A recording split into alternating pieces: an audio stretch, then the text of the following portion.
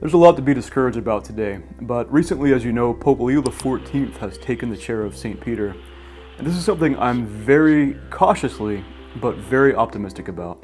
I just want to share 3 quick reasons for this. Now, if you don't know, on this channel we talk about culture, philosophy, history, theology, all from a Christian point of view, and I am a convert to the Catholic Church, so what I'd rather you do is not just listen to me, but really read the Catechism of the Catholic Church, listen to bishops, things like this. Don't take my word for it, I'm just a convert, okay? But here's 3 reasons I'm actually very excited about Pope Leo XIV. The first reason is that he seems to understand the media. I've talked about this on this channel before, but the media, both on the left and the right, I think, in this country and in Europe, contorts things, twists things to fit their particular agenda. This has become a major problem and a cause of divisiveness in our country. Years ago, I remember Family Guy making fun of Fox News for being just over-the-top ridiculous twisting of events to fit their narrative. And I think there can be some truth to that. And I've talked about how I worked for the Presidential Helicopter Squadron, and certain events I was on duty for, Fox News just took it, ran with it, twisted it, and just wouldn't let it go, just to gain points against their opposition. And I thought that was petty and not a good use of news source. I actually think that 24 hours access to news is one of the worst things that has happened to our country. But flash forward a few years, and I'll tell you what, left-leaning or legacy news has really taken the cake. If Fox News said, hey, you can't twist things more than we do, ABC, MSNBC, CNN even said, hold our gluten-free latte, and just kept twisting it even more, to the fact where I think you really have to sort through the lens that either of these sides are feeding you. Pope Leo seemed to be extremely aware of this, and one of the reasons is because he spent a lot of time away from the country in Peru. And in an interview, he said he came back from Peru, and anytime he turns on a TV show, he's just sort of surprised by how much things have changed. And this is very true. It happens that just recently I was reading about a contributor to a major news network in the United States who herself doesn't even own a television set, which is very interesting. Yet she works in the field, but she understands, it seems, that certainly you cannot just take at face value what's offered in today's society by mass media. And I think personally that the answer, rather than turning away, is in the area of formation. How do we teach people to become critical thinkers? How do we teach people to understand that not everything you hear or everything you read should be taken at face value? And how do we come to give people the formation that they need to read something or to hear something, and to be able to discern, if you will, to understand that underlying the message that's being communicated is a very different message, or a very subtle message that has severe consequences for the future of society. I began reflecting on this topic myself because of having lived outside the United States now for a number of years. And then when I would go back to the United States and perhaps just watch a TV show at random or visiting friends or relatives, seeing the change that has taken place in the kinds of content that are in sitcoms, that are spoken about on your regular TV programs, even on news shows, the kinds of messages that seem to be portrayed, and the slant that is taken at times in whichever direction, the kinds of even polemical argumentation that is presented on TV in the United States. Following through with that, I think it's not just the United States. We find that a lot in the Western world. After giving my intervention, an Italian came to speak to me about it and said, well, he didn't agree with what I said. For example, the mention of abortion. He said, we don't talk about that in Italy. And I said, well, maybe you don't in Italy, but we certainly do in other parts of the Western world. But then he came up himself with other examples of how the media has been used in Italy to present certain kinds of arguments, certain political questions, that in the same way, if you control the media, you can at least partially control the way people are thinking, because that's the message that people hear. I think back to growing up watching reruns of 80s and 90s sitcoms, and flash forward to when I was in my early adulthood, in my 20s, and then really the 2000 teens. I'll tell you what, man, sitcoms have changed. What's being promoted in just common television shows and popular music and in the news has shifted, and it's noticeable if you pay attention. To pretend that this hasn't influenced our way of thinking, you and I, would probably be naive. Pope Leo seems to have an awareness of the nuance of American politics, the divisions right now, and that the media is going to twist things beyond belief. So I think he's going to be a little bit more clear. So I have a lot of good things I can say about Pope Francis, but one of the things I've mentioned before, and I will not slander him, but he wasn't always clear. He had a very big heart to outreach to people who were not Christians. Sometimes he was very blunt. Other times he could have been just a little bit more clear on Christian doctrine, on Catholic teaching. And I think sometimes that lack of clarity, politely, caused a bit of confusion. And Pope Leo seems to be already keenly aware of this. And I just want to say a couple things. Already, the man seems to have been very clear, making very clear nods or statements that seem to serve a particular purpose. This leads me to the second thing I'm optimistic about, and that's already that since he is an intelligent man, some of the things he's already said and done seem deliberate choices. Just a couple of examples. One, he said that Jesus Christ is the only way to heaven. Christ, the Son of the living God. He is the one Savior who alone reveals the face of the Father. Now there's a bit of complexity to Catholic teaching on this, and I think in the scriptures, Romans 2 for example. Now it needs to be said that if Christianity is true, Christ is the only way of salvation. But there might be hope for people like Aristotle or Plato who believed in there might be something like God, as we conceive God, above the pantheons of their local culture. They're trying to live a virtuous life and seek God as they understand Him. There might be hope for that person. The difference comes when some have said that perhaps they word things as though there are many paths to God. There are many paths, and that various religions are just sort of on equal footing with Christianity, which of course is not a Christian position. That's not the biblical view.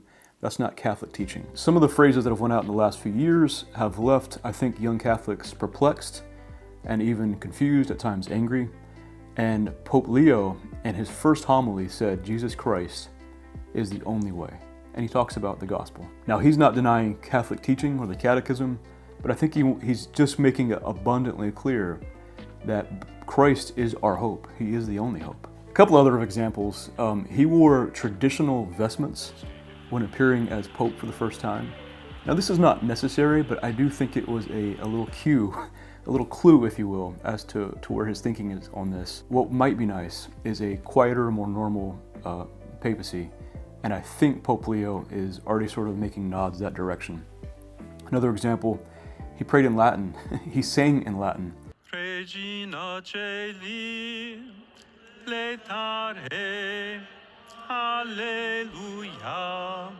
And his first Mass was in Latin. What I will say is that this Mass was reverent.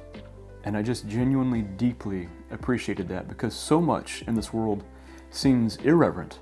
I mean, America, the pop culture I grew up in, Futurama, Family Guy, all this stuff, Simpsons even, is deliberately, deeply irreverent on purpose. And that's really all you get. But we've taken away the sacred to the point where life is just sort of stale and depressing and sterile and just materialism everywhere, to the point where the Catholic Church, I think, needs, almost has a duty, to show people the beauty of the Catholic faith and to show people there are things worth, we need to be reverent toward God, and that there are things that are sacred in this world, and that if you're a young man or woman, you need to be called to this challenge, this journey, this hero's quest of living the Christian life. This is what Christ is calling you to. There are things higher than us, and that should be reflected in the liturgies of the Catholic Church. I was moved. I found it deeply beautiful that the first Mass held by Pope Leo was so reverent. The third thing I'm very optimistic about is his continuity, his clear continuity, not just with Pope Francis and with Vatican II's. If you're not familiar, Vatican II wanted to sort of make Catholicism more accessible to people. It wasn't always implemented well, unfortunately, but also there have been beautiful things, I think, that have come out of that. And some of my traditionalist friends don't think so. I understand. But one thing that I think the Catholic Church really needs to, this is coming from somebody who was a Baptist with a fundamentalist mindset, who then had some very skeptical secular thinking in his mind, who has now made the deliberate choice to come into the Catholic Church. I think that there are major problems with modernism. We have a lot of, we've made scientific progress in transistors, and we have a lot of consumerist goods. We have air conditioning. Medical science has improved.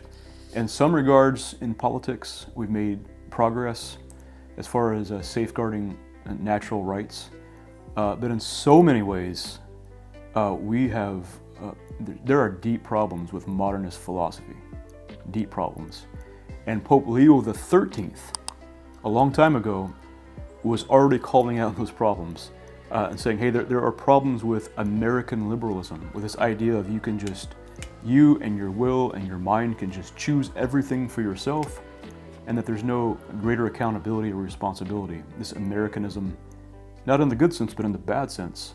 This over-individualism that I think is too common on the right and the left. It's, nowadays, crazily enough, the left especially. Pope Leo XIII was calling that out, but he was also pointing out the errors both in socialism and in the excesses of laissez-faire capitalism.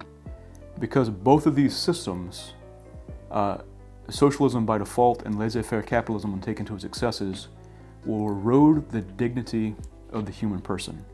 And think about it, in the Middle Ages, late Middle Ages, you had worker guilds that offered a seal of approval on the quality of work done by a skilled worker, but also offered some protection for that worker. In the Industrial Revolution, that was done away with, and so people moved to the cities, and money shifted hands, and there were some good things that came from it, but mass poverty, including homeless orphans in London. Pope Leo XIII wanted to just to clarify that there is, of course, value to capital, but there's also value to labor. And the idea not really in the democratic or Marxist sense, but of a just wage, that people should be paid fairly, that there is indeed value to their labor. I think this is a needed document. So Pope Leo XIV recognizes that artificial intelligence poses yet another industrial revolution, if you will, that is going to cause problems or challenges to human dignity. And you've already seen this. In Hollywood, one of the writer's strikes was the idea that Hollywood was just going to use AI to create extras, AI to write their scripts from now on. And the scripts are bad enough, man. Hollywood doesn't need a computer to write more terrible scripts. We need better writers, not worse writers, not less human writers. But you've already seen corporations basically suggesting they can use computers, automation, artificial intelligence, and that could lead to more poverty, severe problems for lots of people. I mean, think about it, people who narrate audiobooks, people who do cover art for books, all sorts of jobs where these corporations feel like they can save money, but the art won't be the same. And human dignity, I think, is being challenged. Pope Leo XIV, in the tradition of Pope Leo XIII, I think realizes that these problems with modernism in this postmodern, so to speak, world. And I think if he can again call us back to Christ, call us back to the riches and of the wisdom of the church, I think the corrective to both left and in some aspects the right even, I think that would just be a beautiful thing. I do think you can expect to see him push back on Trump on the treatment of migrants. I think there's some tension there. Overall, I think that Pope Leo XIV, I am just extremely optimistic for this. For all the challenges in the world, I think this is just a spot of a hope and light. Now we'll see what happens. Whatever happens, I know that Christ is in control. He is the head of his church, and I trust him. Even if we never have a great pope again in my lifetime, I'm with Christ, I'm with his church. But I think there's potential for a lot of good things coming out of this. Well, what do you think? If you comment, I do enjoy reading those. As you know, I try to respond to many, but also it does help the channel out. But whatever you do, I hope you know that your life matters. Someone on this planet cares about you. Remember that. Don't forget that. When life is hard, just remember that dark days pass, okay? Life is worth living, so stick around, all right? Thanks for watching. God bless.